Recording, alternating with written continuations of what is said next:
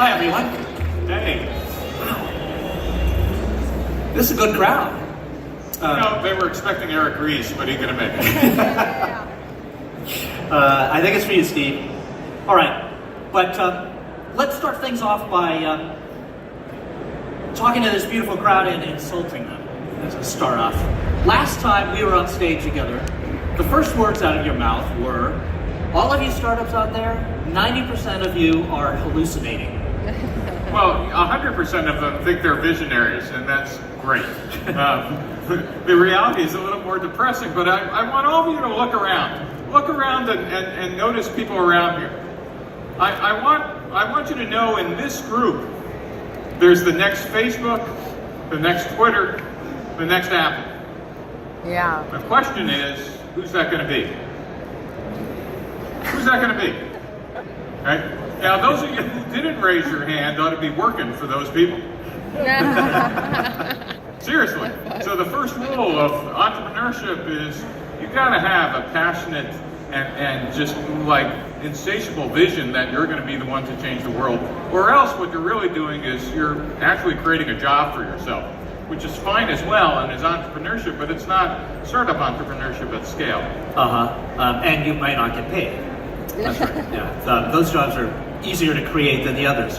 Let's for people who aren't familiar with the lean startup technique, let's talk about its origin. How did it evolve from the glimmers of an idea, from the entrepreneurial thought leadership that you showed? So how many of you are familiar with the term lean startup? All right, good. Class is over. But just as a reminder, the lean startup has, at least in my mind, three components. One is business model canvas invented by Alexander Osterwalder, so you could frame all your hypotheses. Second is the customer development process, which is the famous there are no facts inside your building, so get the heck outside, kind of my contribution. And Eric Ries's contribution that says, hey, we should build products and services using agile engineering, that is building products iteratively and incrementally, and so we can end up with minimum viable products instead of building a complete finished product before we find out that customers didn't want it or need it. And the sum of those three components are now called lean.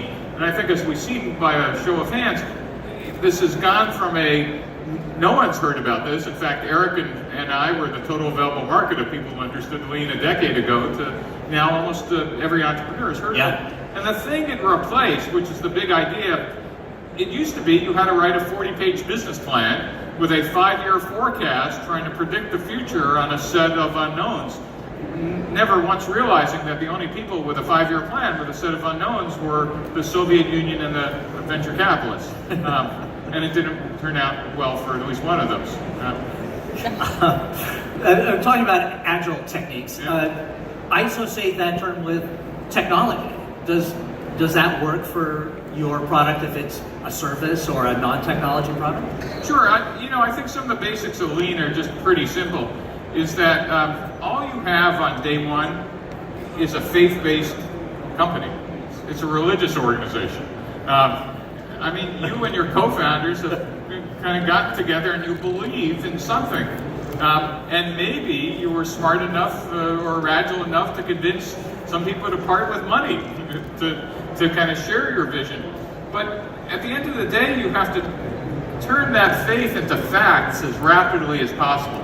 And what lean is just a methodology for how do I kind of take my I believe into, customers are grabbing, or potential customers are grabbing even an unfinished product out of my hands. And a lean methodology is just a series of logical steps to have you go do that by spending a minimum amount of time, money, resources, and people. And the goal is initially to find what we call product market fit.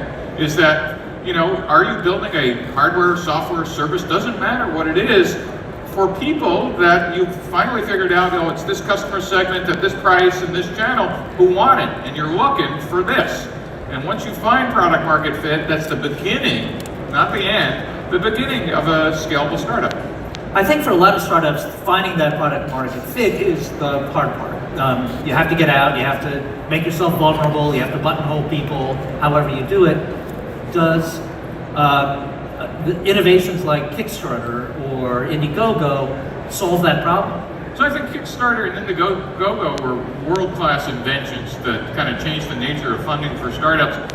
But I remind everybody, you got to be careful when you actually go on Kickstarter and Indiegogo, because the minute you actually put a product or service on there, you've just in fact committed yourself to end customer discovery and go into execution mode for however long it's going to take you to deliver that product or service. It essentially says, I'm trading off stopping any possible learning in exchange for getting a pile of money to build this specific product now. And so that means you've said customer discovery and lean startup is over the minute I've gone on Kickstarter. Doesn't mean that's bad, it just means make sure before you grab that pile of gold, if you can get it, that you have enough data to say this is how I want to spend the next couple of years of my life. And so I found a lot of people prematurely do that. Is that the most common mistake people make when they try to implement lean startup? Well, the list is pretty long. So, you know, the biggest mistake is kind of believing your own stuff. You know, I believe, my co-founder believes, let's go write some code or build some hardware and, you know, get the app out. And in fact, the mistake that follows is now how quickly can we raise the biggest pile of money we can, which sometimes makes up for mistakes, but most often you end up chasing the money rather than chasing the customers and the product market fit.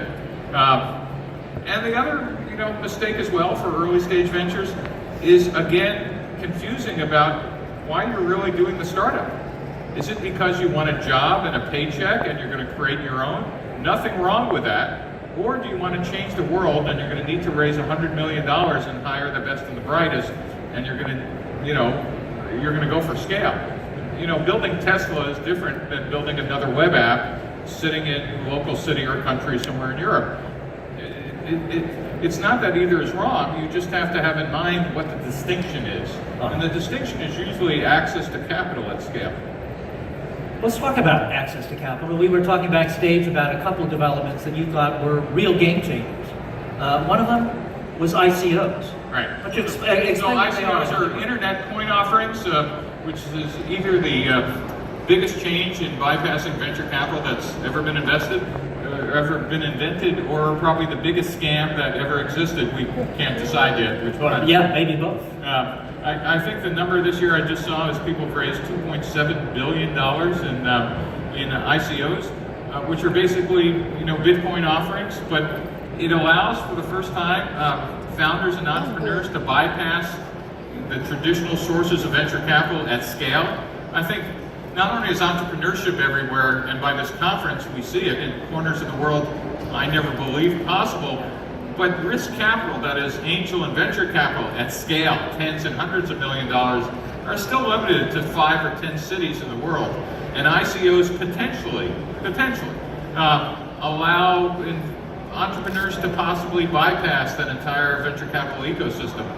I don't know what's going to happen, but if I was an entrepreneur, I'd be paying a lot of attention to what's going on there and see if that's a possible avenue to raise capital. The bad news is that it comes without adult supervision, meaning there's no investor, there's no board member that comes with it. That is, you take traditional venture capital, you're also getting, hopefully, great world-class advice and connections and whatever. If you're just raising an ICO, you get all that capital, but sometimes that's not a good idea. You know, I've never seen a startup spend less than $1 more than they raised. Yes. It's kind of a heuristic. If you raise $1 million, you'll spend $1 million. If you raise 10, you'll spend $10 million and $1. Just some natural law that tends to happen. Well, I can see that there are pitfalls for investors in ICOs. Apart from the lack of adult supervision, is there anything that entrepreneurs need to Well, you worry actually about? got to build something. We actually, all right. You have to follow through, okay. But I think that was the intention in the first place. Let's talk about you as an entrepreneur, if you don't mind. Yeah. A little bit about your journey, which was with a eight few startups, failures. 8 startups, 21 years. 4 IPOs, but most importantly, 2 craters so deep they left their own iridium layer, which is a geology joke, which meant they were pretty big. My last startup in the 20th century, which this was a lot of money at the time, I lost $35 million of VC money 90 days after I was on the cover of something called the Wired magazine, not your magazine, but Wired. And I had to call my mother to tell her I lost $35 million, and when English wasn't her first language, and so there was always a translation lag, and I said, Mom, I lost $35 million, and she said, where'd you put it?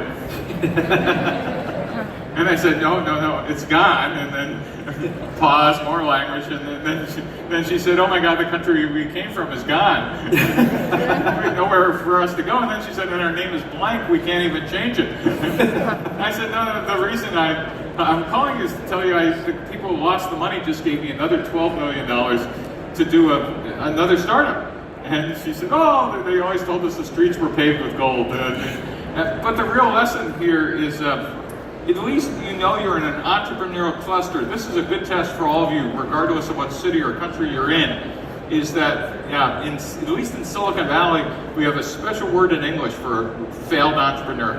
And what it is? Special word. Experience. So it's a big test. If the word in your city or country is not experienced, I would get out of that place and go to a place where it is. Not necessarily Silicon Valley, but it really kind of helps to have a culture in your local environment that values failure is not, by the way, anybody tell you failure is good has obviously never failed. Failure sucks, but failure that turns into learning, right? I tended to learn a lot from every failure. I made other mistakes, but by the time I did my last one, out of that failure, I returned $1 billion each to the 2 VCs who gave me that $12 million. And so I think the notion of entrepreneurial learning is key to not only the lean startup, but the entire entrepreneurial culture. And if your cluster doesn't appreciate that, you're in the wrong place. Interesting. So you think that's more important than the availability of capital? Well, I think both of those are important. As I said, I don't think you'll have availability of capital at scale if the cluster doesn't appreciate risk. It turns out in the U.S., when I came out to Silicon Valley in believe it or not, the 1970s, it wasn't clear whether Stanford, the Bay Area, San Francisco, or Boston was going to be the leading area in the United States for innovation and entrepreneurship. Both had world-class universities, both had military technology around. It turned out when the U.S. government accidentally incented venture capital by changing the tax laws in the 1970s, the venture capitalists in the East Coast of the United States continued to act like bankers. And the venture capitalists in Silicon Valley, they started to act like pirates, and the pirates won. No one thinks of Boston as the center of, it has entrepreneurship, has innovation, but there's no question who ended up dominating, and it was a cultural shift, not a technology shift or even a capital shift. It was all of a sudden, this was the place you went if you wanted to do something radical. And what you're looking for as an entrepreneur is areas that not only have a culture that supports radical innovation, but capital that supports radical innovation, if you want to build something at scale. Let me change the subject for a second. You had a radio show on Sirius satellite radio for a long time, interviewed hundreds of entrepreneurs and people in the business. Who was your most interesting subject? Oh man, yeah.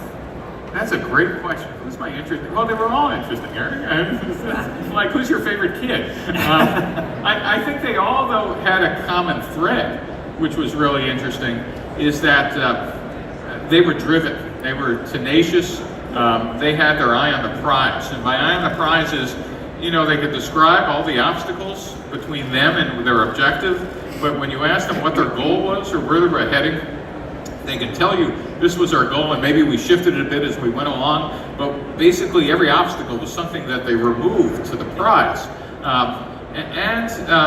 The other surprise is that was in common, in a good number of them overcame